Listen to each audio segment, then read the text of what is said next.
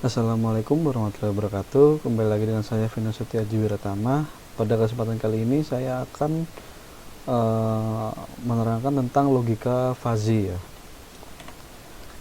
Apa itu logika fuzzy? Logika fuzzy merupakan suatu logika yang memiliki nilai kekaburan atau kesamaran atau fuzziness antara benar atau salah. Logika fuzzy pertama kali dikembangkan oleh Lotfi Azadeh melalui tulisannya pada tahun 1965 tentang teori himpunan fuzzy.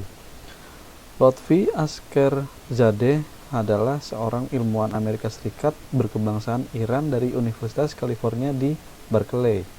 Nah, di sini ada foto beliau ya. Foto beliau.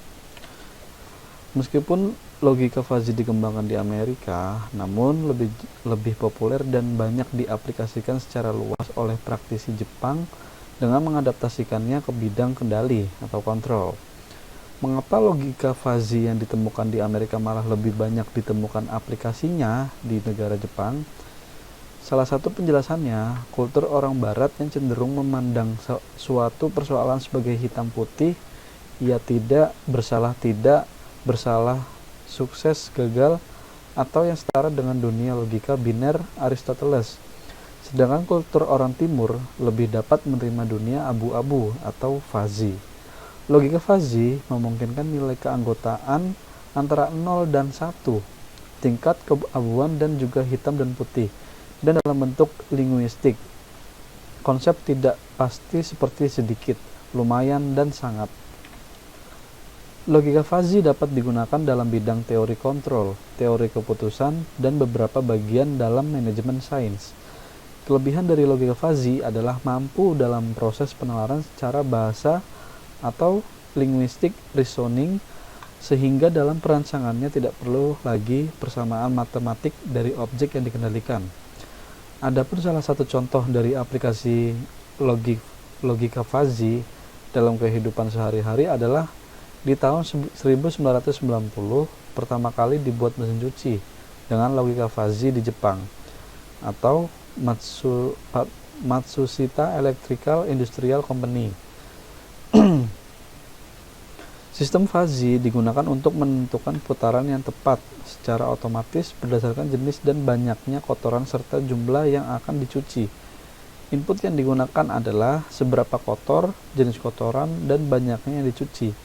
Mesin ini menggunakan sensor optik, mengeluarkan cahaya ke air dan mengukur bagaimana cahaya tersebut sampai ke ujung lainnya.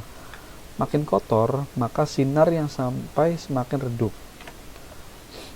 Logika fuzzy umumnya diterapkan pada masalah-masalah yang mengandung unsur ketidakpastian atau uncertainty, ketidaktepatan atau imprecis, noisy, dan sebagainya. Logika fuzzy menjembatani bahasa mesin yang presisi dengan bahasa manusia yang menekankan pada makna atau arti signifikan. Logika fuzzy dikembangkan berdasarkan bahasa manusia atau bahasa alami. Fuzzy logic sudah diterapkan pada banyak bidang, diantaranya teori kendali hingga intelijensia buatan. Selanjutnya di dunia kedokteran dan biologi, seperti diagnosis penyakit pasien, penelitian kanker, dan sebagainya. Yang ketiga ada manajemen pengambilan keputusan, yaitu seperti manajemen basis data untuk query data. Yang keempat, tata letak pabrik yang maksimal, penentuan jumlah produksi berdasarkan jumlah stok dan permintaan. Yang kelima, klasifikasi dan pencocokan pola. Yang keenam, mengukur kualitas air, peramalan cuaca, dan lain-lain. Metodologi desain sistem fuzzy. Untuk melakukan perancangan suatu sistem fuzzy, perlu dilakukan beberapa tahapan berikut ini. Yang pertama, mendefinisikan karakter model secara fungsional dan operasional. Pada bagian ini, perlu diperhatikan karakteristik apa saja yang dimiliki oleh sistem yang ada. Kemudian, dirumuskan karakteristik operasi-operasi yang akan digunakan pada model fuzzy. Yang kedua, melakukan dekomposisi variabel model menjadi himpunan fuzzy. Dari variabel-variabel yang telah dirumuskan, dibentuk himpunan-himpunan fuzzy yang berkaitan tanpa mengesampingkan domainnya. Yang ketiga, membuat aturan fuzzy. Aturan pada fuzzy menunjukkan bagaimana suatu sistem beroperasi. Cara penulisan aturan secara umum adalah if dalam kurung x1 is a1 sampai dengan xa is am, dan y is b dengan titik adalah operator OR atau AND. X adalah skalar dan A adalah variabel linguistik. Hal yang perlu diperhatikan dalam membuat aturan adalah yang pertama, kelompokkan semua aturan yang memiliki solusi pada variabel yang sama. Yang kedua, urutkan aturan sehingga mudah dibaca. Yang ketiga, gunakan identitas untuk memperlihatkan struktur aturan. Yang keempat, gunakan penamaan yang umum untuk mengidentifikasi variabel-variabel pada kelas yang berbeda. Yang kelima, gunakan komentar untuk mendeskripsikan tujuan dari suatu atau sekelompok aturan. Yang keenam, berikan spasi antar aturan. Yang ketujuh, tulis variabel dengan huruf-huruf besar, kecil, himpunan fuzzy dengan huruf besar, dan elemen-elemen bahasa lainnya dengan huruf kecil. Yang keempat, menentukan metode defusi untuk tiap-tiap variabel solusi. Pada tahap defusi akan dipilih suatu nilai dari suatu variabel solusi yang merupakan konsekuen dari daerah fuzzy. Metode yang paling sering digunakan adalah metode centroid. Metode ini memiliki konsistensi yang tinggi, memiliki tinggi dan lebar total daerah fuzzy yang sensitif. Dalam penyajiannya, variabel-variabel yang akan digunakan harus cukup menggambarkan kefuzzian, tetapi di lain pihak persamaan-persamaan yang dihasilkan dari variabel-variabel itu haruslah cukup sederhana sehingga komputasinya menjadi cukup mudah. Karena itu Profesor Lotfi Azadeh kemudian memperoleh ide untuk menyajikannya dengan menentukan derajat keanggotaan atau membership function dari masing-masing variabelnya. Contoh-contoh masalah yang mengandung ketidakpastian. Seseorang dikatakan tinggi jika tinggi badannya lebih dari 1,7 meter. Bagaimana dengan orang yang mempunyai tinggi badan 1,6999 meter atau 1,65 meter? Apakah termasuk kategori orang tinggi? Menurut persepsi manusia, orang yang mempunyai tinggi badan sekitar 1,7 meter dikatakan kurang lebih tinggi atau agak tinggi. Kecepatan pelan didefinisikan di bawah 20 km per jam.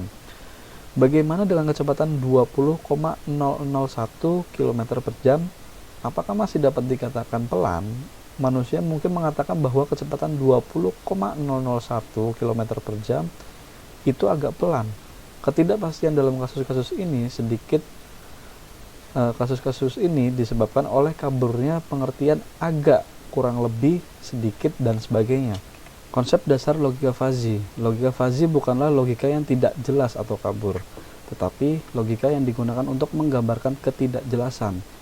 Logika fuzzy adalah teori himpunan fuzzy, himpunan yang mengkalibrasi ketidakjelasan.